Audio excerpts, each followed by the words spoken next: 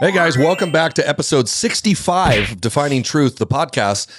We have some interesting things to talk about today, so let's get right into it. Okay, let's go.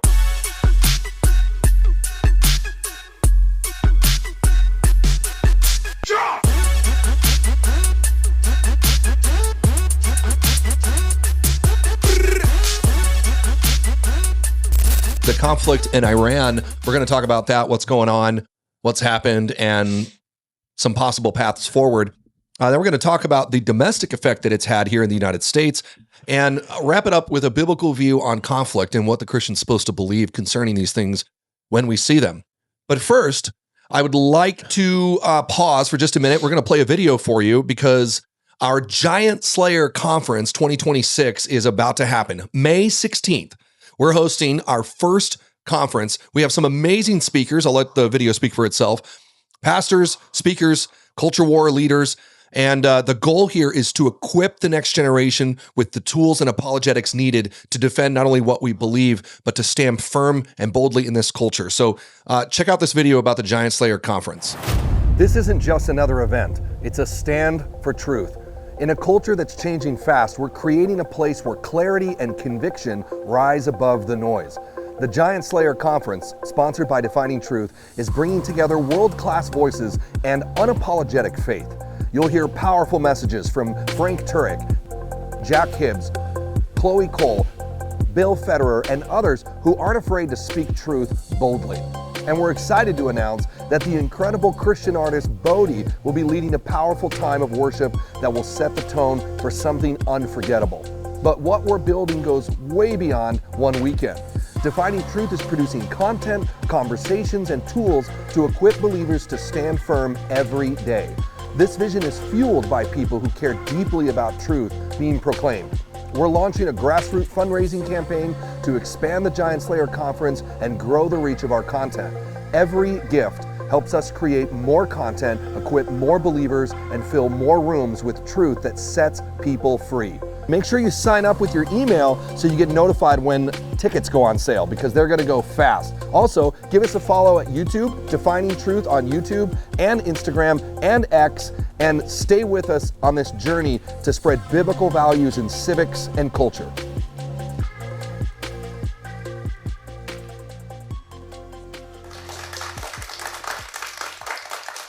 All right, that was a great video. Had a little part myself in putting that together. And Aaron, thanks, Aaron. We really hope to see you. Look, if you're listening, let's say you're part of a church or an organization where there's young adults or youth, we'd love to see you at the conference. Again, it's May 16th. It's going to be in Chino Hills here in California. And man, if anything, just to come out and hear some great speakers, Pastor Jack Hibbs, Frank Turek, Chloe Cole, Garrett Beeler, Bill Federer. These guys are incredible. And Joel Pickett also is an amazing speaker. We're going to have a good time. It's one day, May 16th. So hope to see you there. You can go online now and sign up to be alerted when the tickets come out. March 22nd, right, Brandon? They go for sale. They go on sale. And you'll want to get tickets because this thing is definitely going to sell out. So if you'd like to come and see us in person and listen to this great lineup and be a part of what we're trying to do here for the kingdom of God, welcome.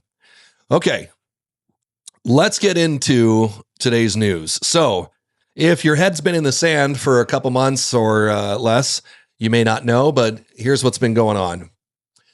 The evil regime of Iran, after slaughtering tens of thousands of their own people, protesters in the streets, and years, and I mean decades, of threats and nuclear weapon material buildup and armament stockpiling, support of terrorism around the world, single-handedly being responsible for more American deaths than any other country since World War II.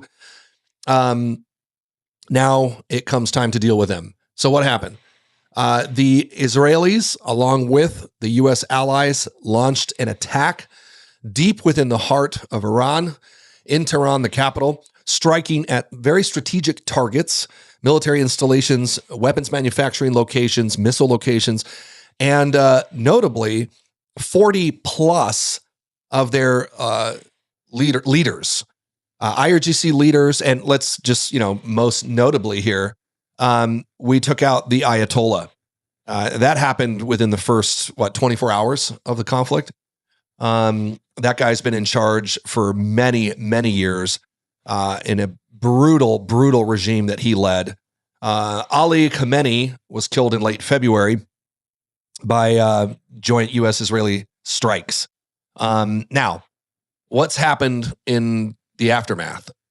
Well, they have launched over 500 ballistic missiles, sort of indiscriminately, at not only U.S. targets in the region, but a lot of them at Israel, but also at non-belligerents in the area, Gulf states like Qatar and Kuwait, Dubai, and they're just indiscriminately firing them into civilian populations, namely because they don't have the technology, the ability to target as well as the Western countries do, although they're trying. But that is sort of their MO, right? The U.S. and its allies will launch strategic strikes.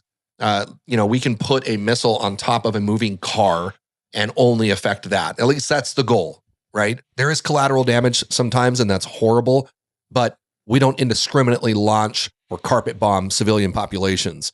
That's a fact. In contrast, the Iranians' response is just to lob ballistic missiles all over the Middle East. They send them into neighborhoods and areas like Tel Aviv, for example, in Israel, because they can reach it, with the goal of just murdering as many people as they can. Not too different than the October 7th attacks, which they were hugely a part of in funding and training and supporting. They send hundreds of millions of dollars to Hamas, or they have before, and Hezbollah in Lebanon. And now it's time to pay the piper. We're finally dealing with it. My opinion, this is a long time coming. We should and have learned lessons from the past concerning allowing evil to rise and take root. I hear some people complaining about, well, why are we attacking, or why don't we just stay home? And you have to be kind of delusional to think that in today's global environment that you can just, quote unquote, stay home and let the world destroy itself without ever doing anything. Within no time, that conflict becomes your conflict at your doorstep. And so, for example, if we now, had the ability to travel back in time, what would you do to stop Hitler from doing what he did, right? And I'm not talking about just the Holocaust, but the millions of people who died and suffered because of the war that he caused, the invasion of other countries, and the global conflict that he entangled everyone in. So think of that now. We have a regime, the Iranian regime, whose stated purpose is to murder everyone. I'm not even kidding. Literally, you can go look it up yourself. They want to wipe Jews from the face of the earth. They want to kill the infidels, and especially America. They hate America. In fact, just moments before the preemptive strike, the Iranian High Council, or whatever they call it, were all chanting "Death to America" over and over again inside their parliament building. All the while, they're actually putting feet to their words in that they had established one of the largest stockpiles of weapons in the entire region. Tens of thousands of short-range fast missiles, thousands of ballistic missiles, thousands of one-way suicide drones. And so at what point, right, as a domestic leader, do you just take them at their word and say, well, here's a person saying they're going to kill me, and they're building the weapons to do so? Do you wait until the attack hits home? Do you wait until, they actually obtain a nuclear weapon? Can you even imagine the Iranian Islamic regime with a nuclear bomb? No. And so that can't be allowed. We have a domestic and international responsibility to take care of things like that. And we're doing it now. So I am in full support of the strikes in Iran. It's a long time coming. By the way, it's a little personal as well, because in my time in combat operations overseas and in the Middle East, much of the weaponry and training for insurgents that killed American soldiers and Marines came from Iran. I can tell you firsthand, many times walking out after a Katyusha rocket attack or a mortar attack, we'd go and find pieces of shrapnel, and you could see the Iranian military markings on them. Clearly, they were not coming from inside Iraq. And not to mention what I just said before, their support of Hezbollah and their like secretive support of groups like ISIS, which they hide, but we know for a fact they've done it. They've attempted assassination plots in the United States. They are quite literally the definition of evil. And then we can't even start in, that would take a whole episode in of itself to talk about the evil that they've perpetrated upon their own people, right? I heard all of these blue-haired Democrats screaming about Palestine and how much they hate Jews, and yet not a squeak or word about the 40,000+ protesters that the Iranian regime murdered in cold blood just in the last few months. Not a word. It's insane, actually, how that works. But so long story short, these are bad guys, okay? Brutal bad guys. In fact, Khomeini's predecessor, the first Ayatollah, who took over in 1979, was famously quoted as saying that young girls who are arrested for religious crimes like uncovering their head, not wearing the hijab, etc., should be, and I quote, raped before being executed so that they cannot get into heaven. This is the type of people and group that you're dealing with. All right, now I'm talking about the responsibility from a government level perspective, all right? And this is very important for today's culture to understand that if you are an individual, your perspective and worldview should be adjusted accordingly. There's a difference between the responsibility of the government and the responsibility of the individual, all right? We'll get into that in a minute when we talk about the biblical view on conflict, so stay with us. But first, Brandon, I'm going to jump back to you on just the Iranian conflict in general. What did we just hear this morning reference intel, what they're talking about? China and Russia now throwing their 2 cents into the pile. Yeah, I mean, of course, China and Russia have huge interest in this. I mean, you can kind of compare it to, World War II's axis of evil, right? I mean, you had Japan, Germany, and Italy. Anytime that something happens, one is going to jump in for the other. Yeah. What the motivations are, I don't know that we could really speculate on. It's probably multifaceted, right? A lot of it, people say, has to do with oil. Others say global dominance. I mean, they're all intertwined, right? I mean, if you control oil or something like the Strait of Hormuz, and you could cripple nations. So, yeah. I mean, we were talking about before, like there is some major geopolitical things at play, like Russia, has a dying military aged male population. They need to expand to survive. This is part of their push towards deep sea ports, and even going back years to them needing Sevastopol. China is in a very similar position in that they are going to run out of food and they're going to run out of energy. And so, all of these events, like we were saying before we started the show, are all connected. These aren't independent, like Iran's one thing, Afghanistan's one thing, Venezuela's one thing. They're all connected. Remember that Venezuela's closest, larger allies were China and Russia. The Russians had naval vessels there. In fact, as we now know, right before we went in and snatched up Maduro, the Chinese delegation came to speak with him, presumably to warn him and say, hey, you should probably give yourself up. This is coming. And he ignored them. Yeah, I think it's important for people, particularly in the United States and even maybe across the world, to realize none of these events are isolated. Yeah. We're hearing now that it's possible that the Venezuelan op had been planned for maybe years.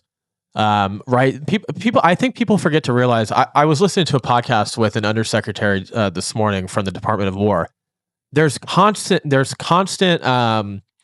What do they call it? Like war gaming that they're planning out. Like if this happens, then we can do this. Yep. If this happens, like do I think that it was a high priority for Trump to kill the Ayatollah? No, but the Ayatollah made a very grave mistake, cost him his life that morning, where suddenly there's reports coming out now that they were going to do the operation at night.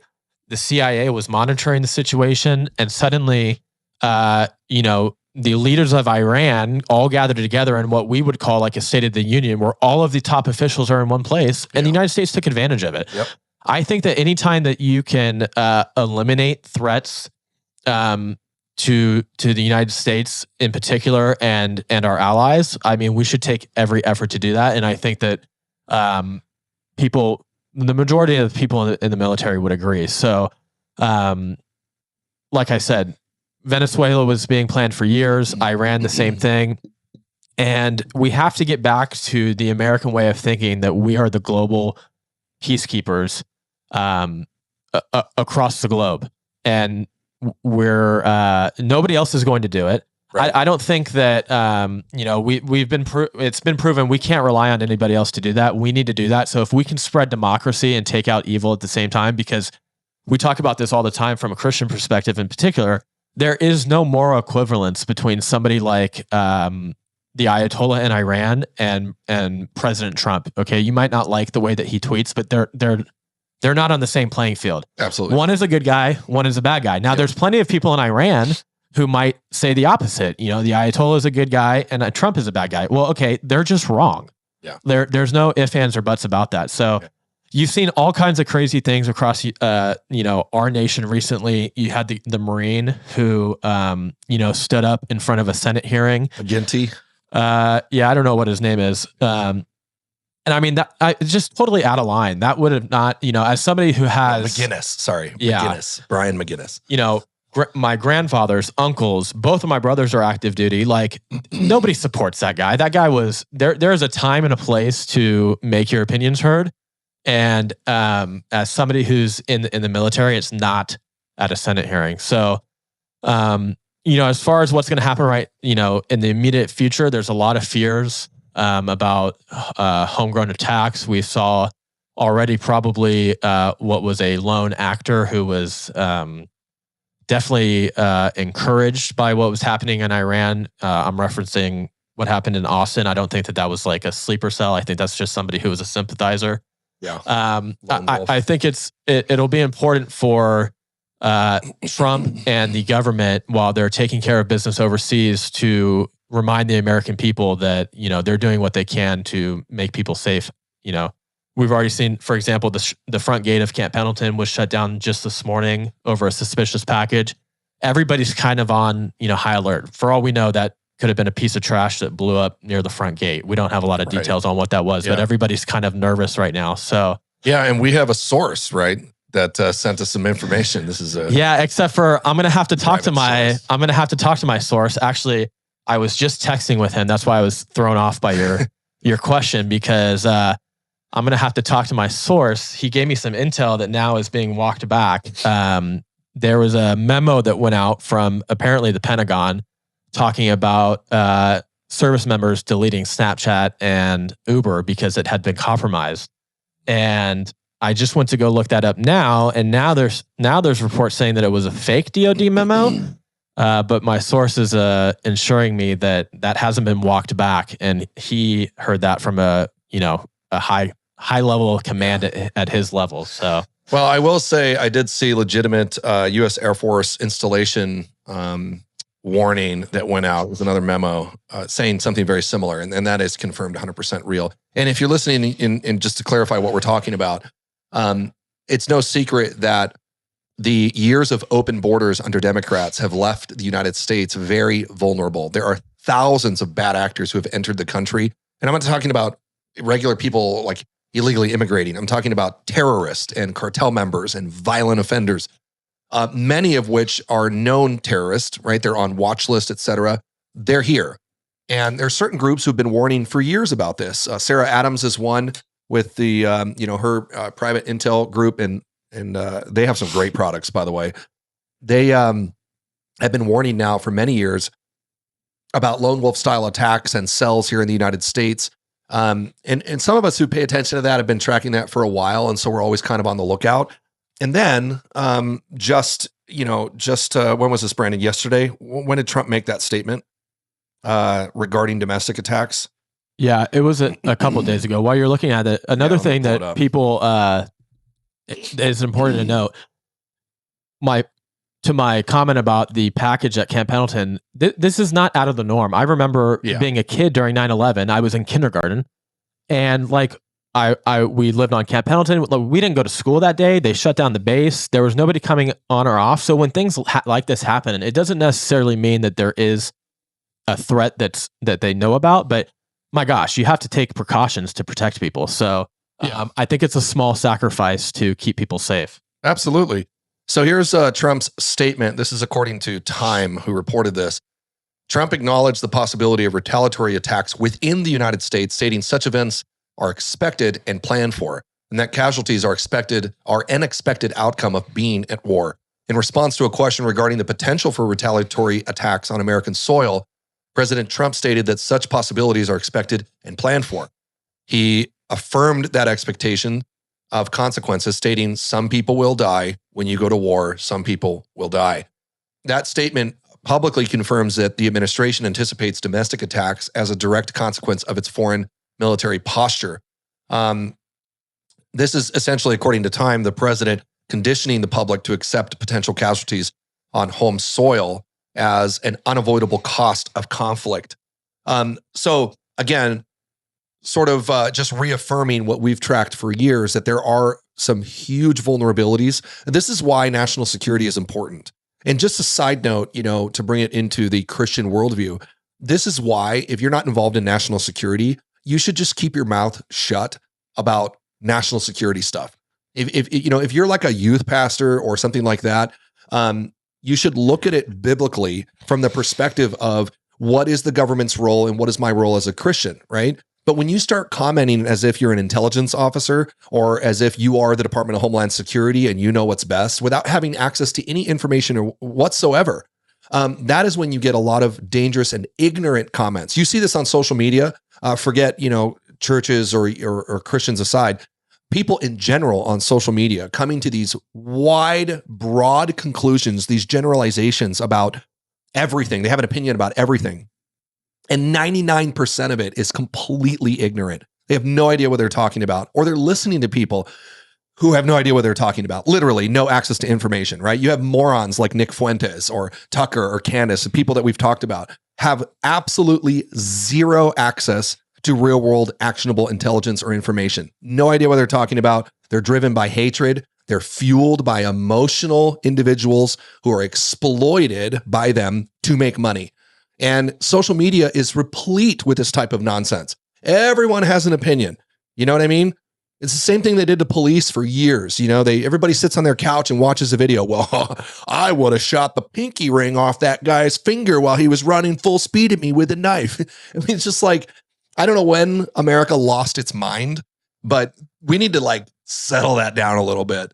It's dangerous because that type of idiocy leads to voting, and that voting leads to things like the Biden administration, which then leads to complete disruption of national security through open borders and other things. Well, and that's what I was going to say too. This is why it's so important to control the narrative, because when you allow the left to control the narrative on the border about, well, it's just these poor people who are trying to get a better life for them and their children. Okay, that's great. There's a path for them to do that. And it's not carte blanche completely opening the borders, because there's been reports of tens of thousands of bad actors from China and Iran that have potentially crossed the border. So, to me, it's not worth the sacrifice that we now have to make, because there's legitimate intel that there are sleeper cells in America. Absolutely. Of people, and it's, where do you think those people came in from? They didn't come on, work visas. They came through open border policies that have allowed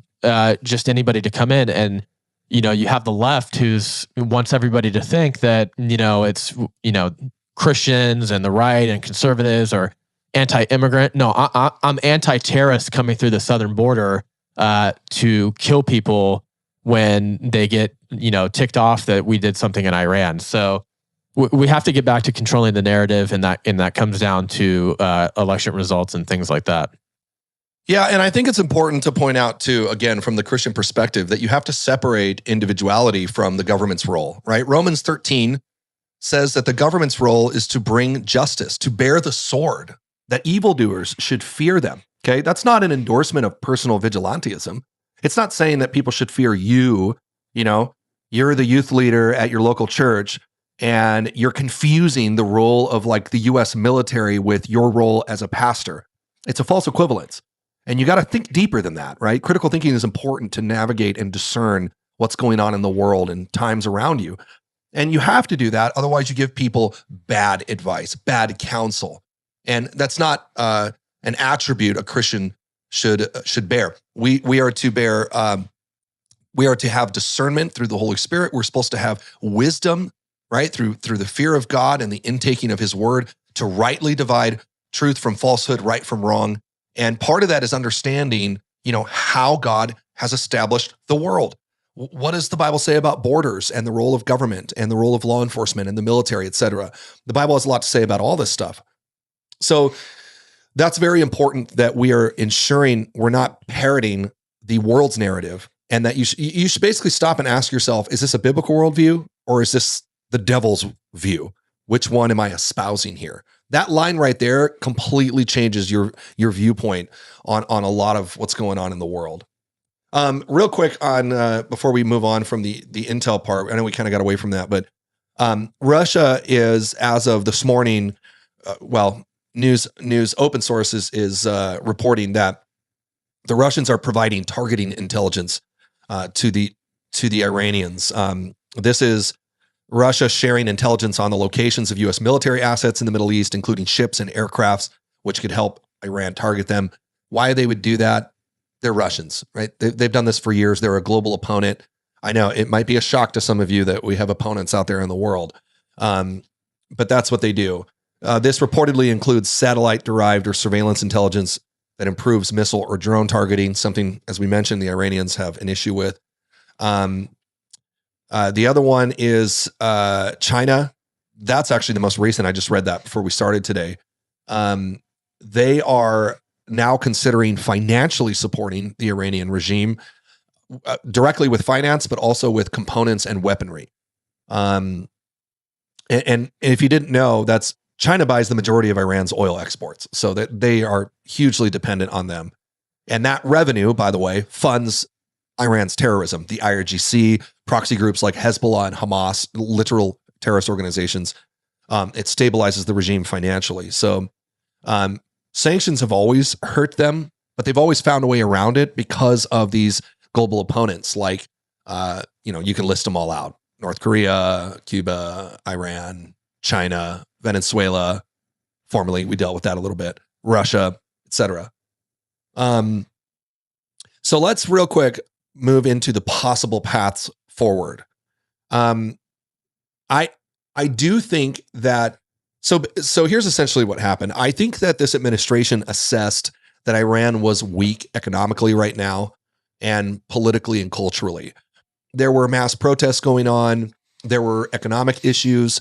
And I think they may have underestimated the military resolve of their situation. In other words, we saw there was weakness and we chose to move now. And again, I wasn't there in the room. I don't have access to the intelligence that they viewed, but that appears to be now what the assessment was. But what we've seen in response is Iran is not like Venezuela. It's not apples to apples. It's a different animal altogether. First of all, there's no Delcy version of, there's no Iranian version of a Delcy. And Delcy is, I'm talking about number 2 in Venezuela, who took over after we removed Maduro.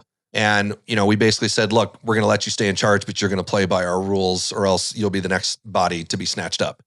Iran doesn't have that. Iran has still an existing infrastructure of their Supreme Council, their expert council, or whatever they call it, their IRGC, the standing army.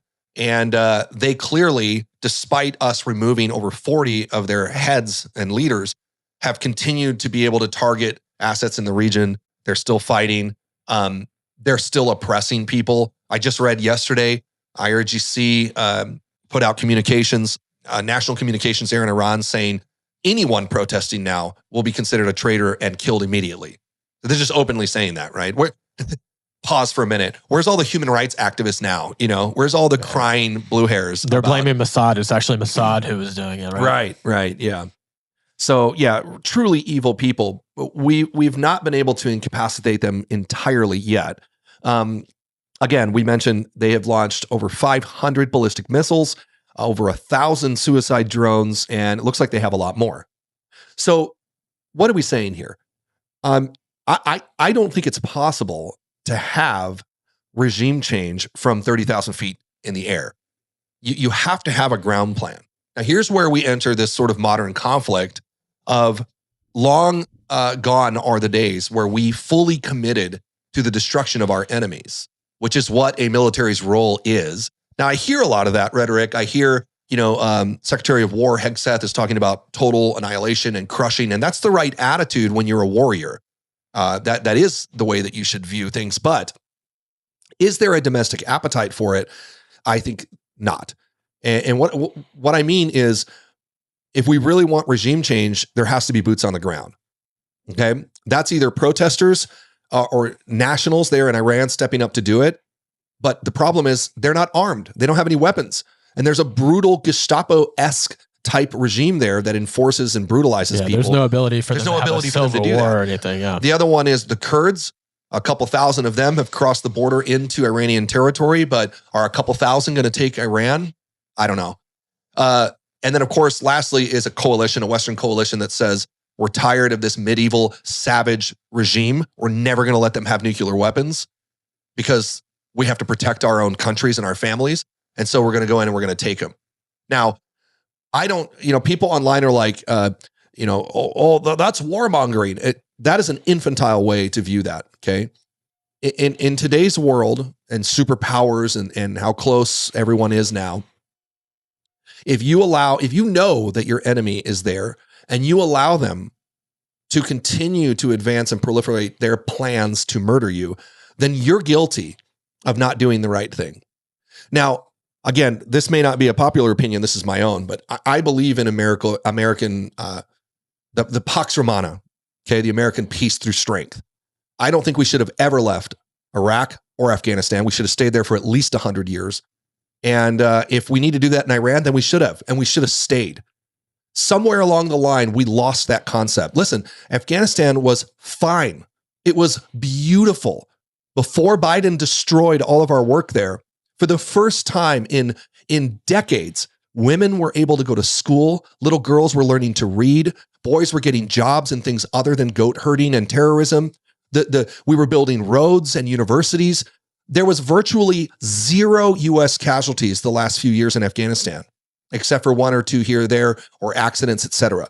The Taliban was on the run. We dominated the skies.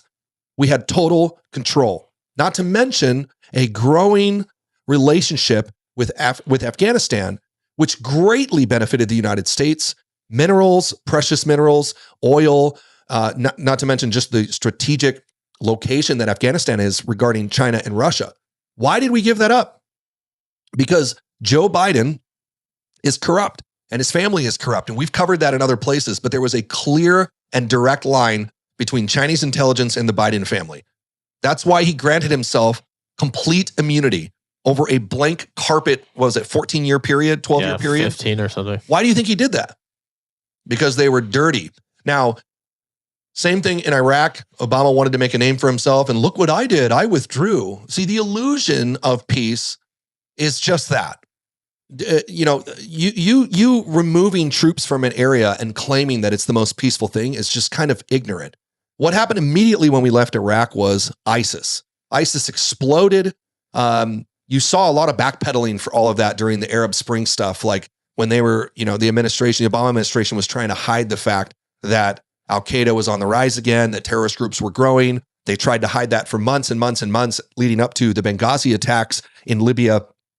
And it didn't work, right? Why? We should have stayed.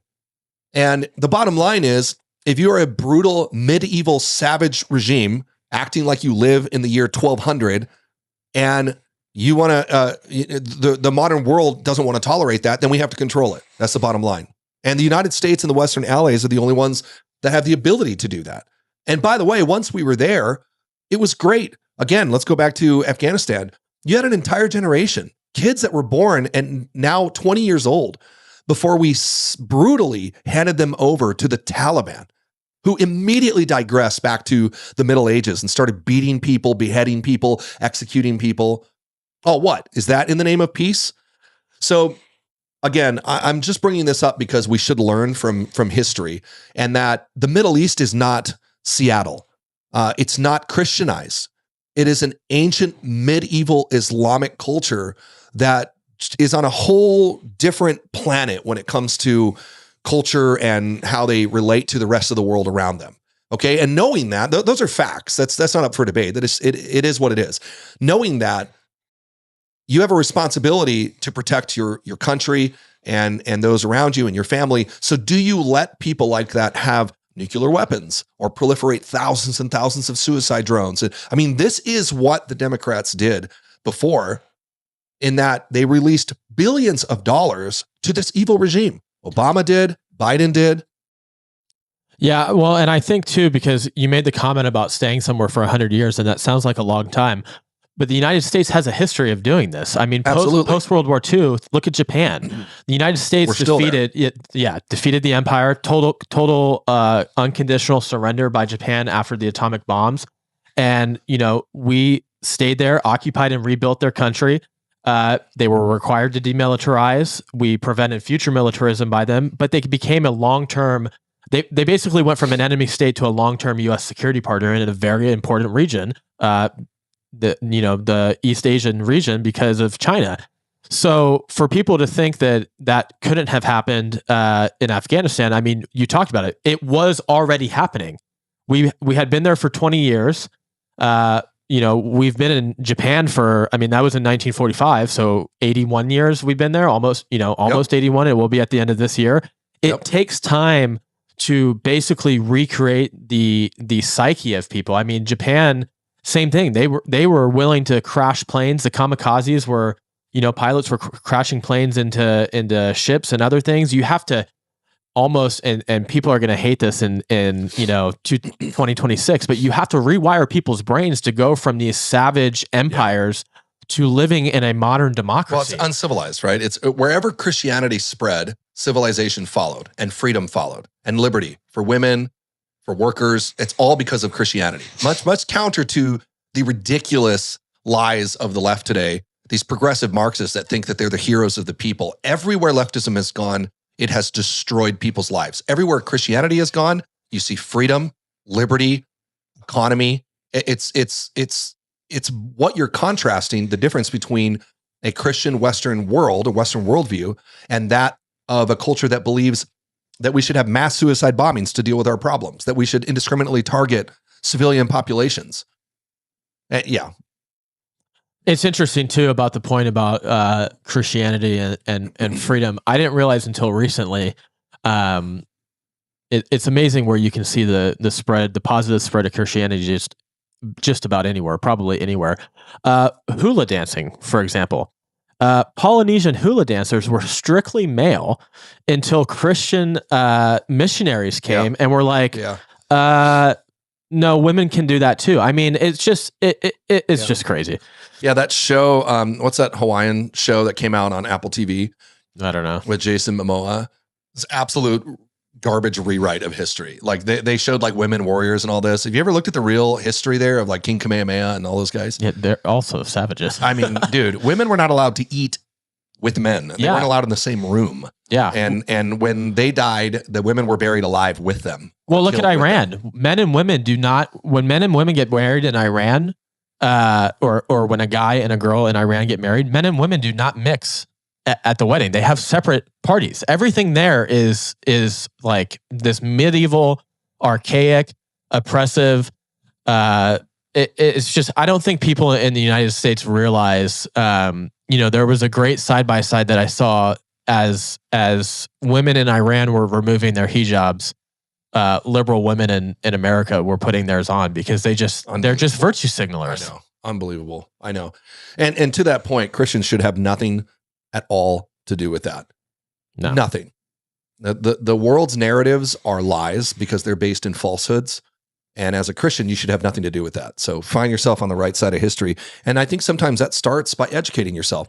Sometimes you can have a decent conversation with someone, but if you don't educate yourself, you just sound dumb. You're just running in circles on bad information. It's foolish, and it's a very foolish way to live, because with bad information, you make bad decisions, and bad decisions have consequences. Just to wrap up this part here about what's going to happen next, I was kind of going towards, I don't think that there is regime change without boots on the ground in Iran. I do. There is one possible approach, and that is Karg Island. I don't know how you pronounce that exactly, but that is Iran's strategic oil export hub. Arguably the single most strategically important energy asset in Iran. It's one of their most important export terminals. Actually, it's one of the most important terminals in the whole world. Its significance stems from the geography, where it's located, infrastructure concentration, and this isn't the first time that this has come up. In fact, in the Iran-Iraq war, Iraq targeted it significantly with airstrikes and missile attacks, naval harassment. 90% of Iran's oil exports depart from Karg Island. So why am I bringing that up? Well, I've read a couple different opinions and articles. Even just this morning, I read one where this may satisfy the domestic appetite for a lesser war. If this administration cannot get the support to invade and destroy the Iranian regime, which, by the way, I think my opinion is that's probably what needs to happen. But if it doesn't, Karg might be the next best thing. I could see U.S. military action against this island. If we take it and hold it, then we don't need to do the whole sanction thing. We've essentially controlled all of their money, of their lifeline, their financial support. Also, by the way, China's. So that's why I think you see Russia and China are now jumping in on this conflict by providing intelligence, like we described, and weaponry and targeting, because I think that they see what's happened in Venezuela. They see the resolve of this administration to protect the homeland, which they have. And now they see this resolve against Iran. And I think that I think China and Russia are realizing, man, if we lose Iran, then the U.S. has total control over our energy consumption. Well, is that going to happen? I have no idea. It's just an interesting thought. I've seen a couple people talking about it. It would be quite the event. I mean, you're talking about an invasion of an island, right? Well, it's happened before in the 80s. I mean, Iraq repeatedly bombed the island's oil facilities. So it's clear that it's a high-value target. Karg Island. It sounds like a map on Call of Duty. Yeah. This might be Rebirth Island, actually. Yeah, I'm reading that sometimes it's spelled Kark Island. But yeah, and again, you know what? It doesn't come without sacrifice, which people are going to be having, have to be willing to undertake, which is the fact that it will spike global oil prices. But I mean, there is a cost of war, whether it's lives or financially. So people better just get on board. Well, and it wouldn't be an easy thing to take either. It would be quite an operation. I believe the island is well fortified. You would be under immediate attack from short and long range missiles, not to mention defense infrastructure there on the island. I mean, I'm sure we would, airstrike it prior, just like any good operation. But eventually, just like with any other place, you have to have boots on the ground. You can't control stuff from 30,000 feet in the air, especially with non-compliant people. And what we've learned is that you're not dealing with a rational enemy here, right? Like whatever people thought the Iranians' response would be, like I think the administration maybe thought that the regime would turn on itself, or that the IRGC would be like, okay, we'll take immunity. Remember, we offered them immunity, and that has not happened because the resolve of the Iranian regime, unlike some populist dictator models like North Korea or Venezuela, that's not how Iran is built. Like the regime didn't fall with the Ayatollah dying. Like, as I mentioned, they have the IRGC, they have the expert council of experts. They have an infrastructure to put someone else there because they're driven by these hardline Islamic fascist guidelines. And so it didn't quite work the way we thought. And in response, they also did not respond rationally in that you would think a normal person would, like, oh, okay, well, let's make a deal. I guess I was wrong. No, they went out and slaughtered thousands of their own people, and they indiscriminately launched missiles into civilian populations and areas of other countries that weren't even involved in the conflict. So I think that was a big miscalculation on their end, because they really don't have any allies in the immediate region other than Hezbollah, maybe in Lebanon. But I mean, they were attacking Kuwait, Saudi Arabia, Bahrain, Qatar. Like, I mean, it was just indiscriminate. And Israelis are hitting targets in southern Lebanon now to deal with that as well. Look, eventually, the world is going to have to deal with radical Islam. It's a blight upon the world, and it's just like, we keep putting band-aids on things. Like this is a great example, right? You go after groups like Hamas and Hezbollah. They're absolute psychotic, murderous terrorists by definition, right? By their own definition, and yet they're fully supported by nations like Iran. So it's like, at some point, this has got to come to a head. I mean, how long have we been now? The global war on terror, GWAT's been going on for decades. And it started, I would say it's always been around, right? And the history of violence within radical Islam has been there for forever, since its inception, because that's their leader's example. But really, when you have the first World Trade Center bombing, and then shortly after you had the lone wolf guy that attacked cars at the entrance of Langley, CIA's headquarters, and then made it all the way back to Pakistan before they caught him. This has been sort of a slow escalation of like murder, bombings, hijackings, all the way up to like full-blown nation states funding and supporting the murder of non-Muslims. I mean, that's what it's all about, right? They got to get rid of the Jews, and they got to get rid of the Christians. That's the only way in their eschatological view that things end, right? Their 12th imam, speaking of Iran, does not return until they've dealt with all of the unfaithful, the Christians and the Jews. So, how does a modern world address that? Again, from a Christian perspective, there's a personal, responsibility, like you talking to another person is completely different than you're the Department of Defense and you have to protect the nation. That's apples to oranges, two different perspectives. And you shouldn't confuse those.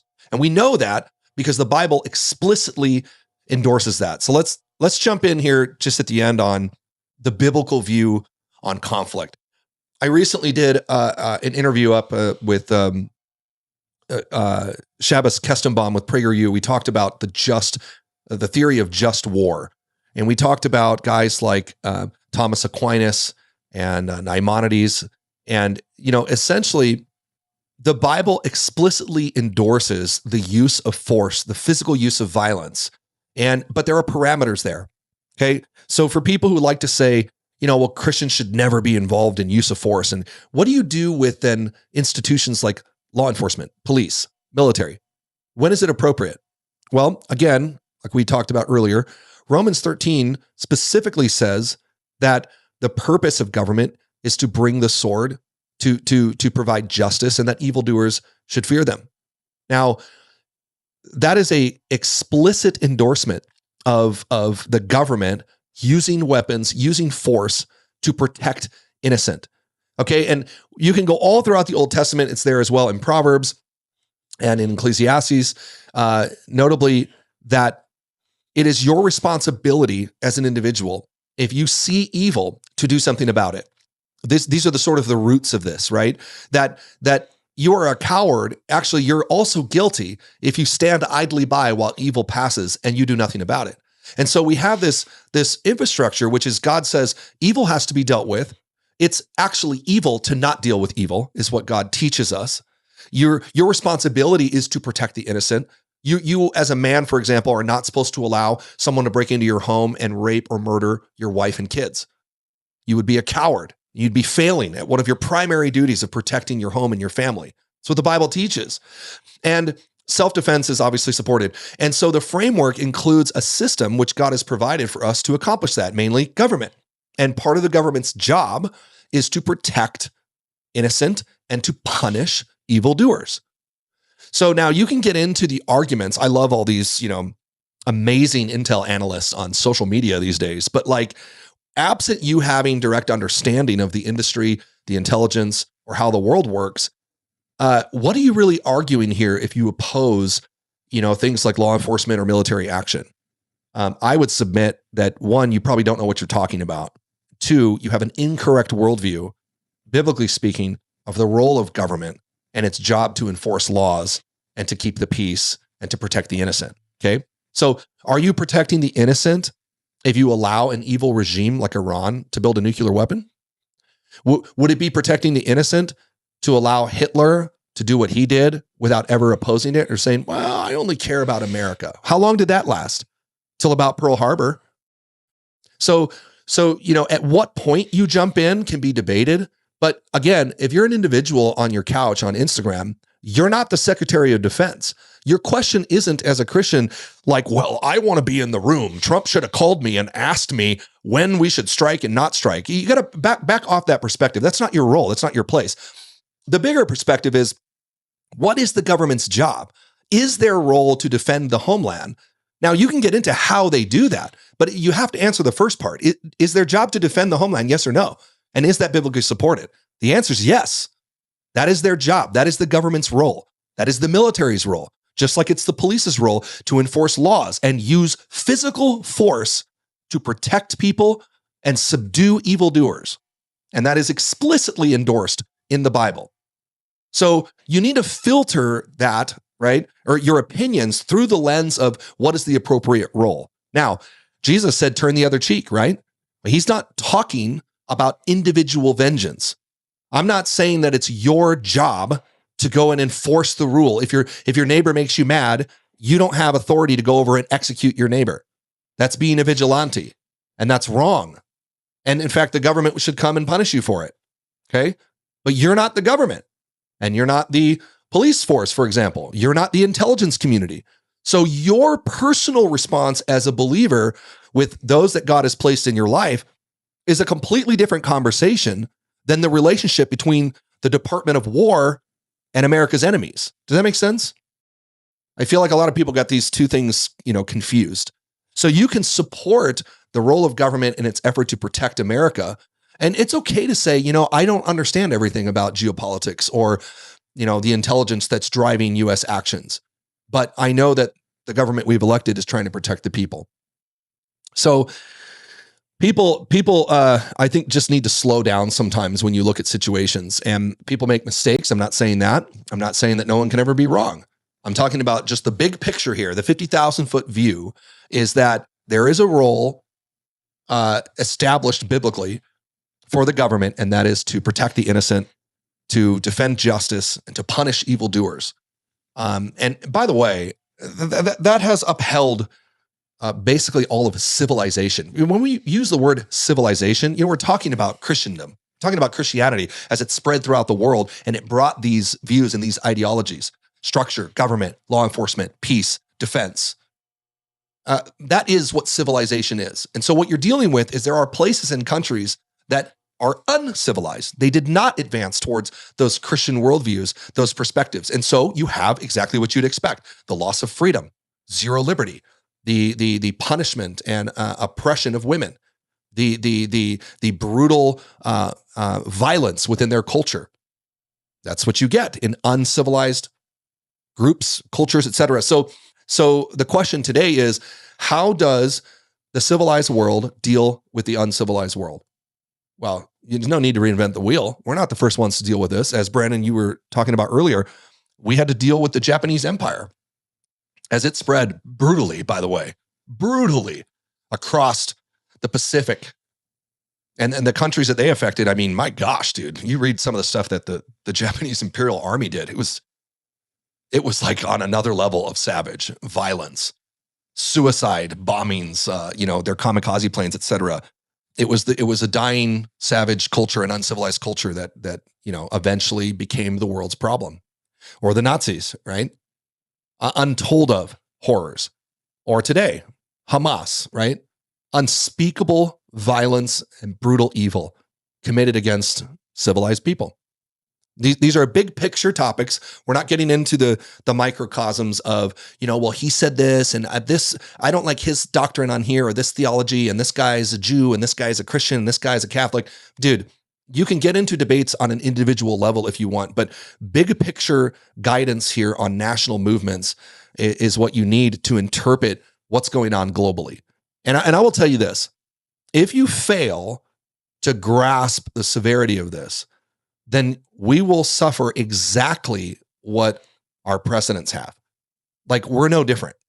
The world had to deal with Hitler and, the Japanese Imperial Army, and we've seen how the world, others have had to deal with things like in their own borders, like North Korea, the brutal oppression, or like Venezuela, like the wars we see. We don't have time to get into it today, but the cartel violence in Mexico. All of this is a result of turning away from rational common sense thinking and pursuing this sort of left-wing utopia where there's no such thing as evil and you don't ever have to go anywhere outside your own country. You only protect yourself. It's this sort of infantile, idiotic way of viewing the world that has led to untold suffering. And it's documented. So my suggestion as believers is get into the Word.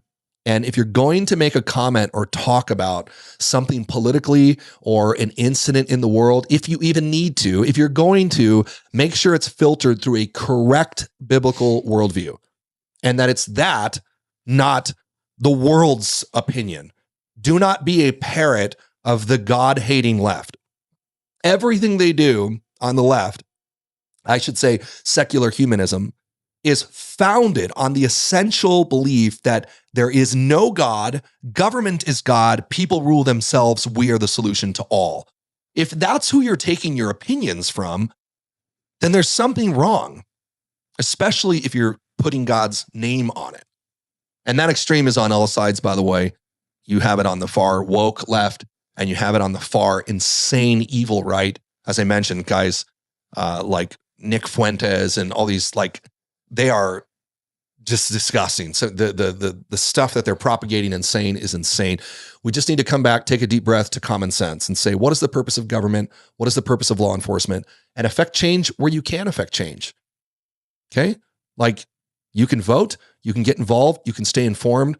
Sometimes you can take a deep breath and think about what you're going to say before you say it. All right. Well, we're watching closely what's going on in Iran. I have no idea where this is going. They told us from the very beginning that it was going to last, longer than just a few days, and it has.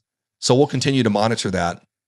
And by the way, I would encourage you again, as we played at the beginning of the episode, go check out definingtruth.org, definingtruth.org.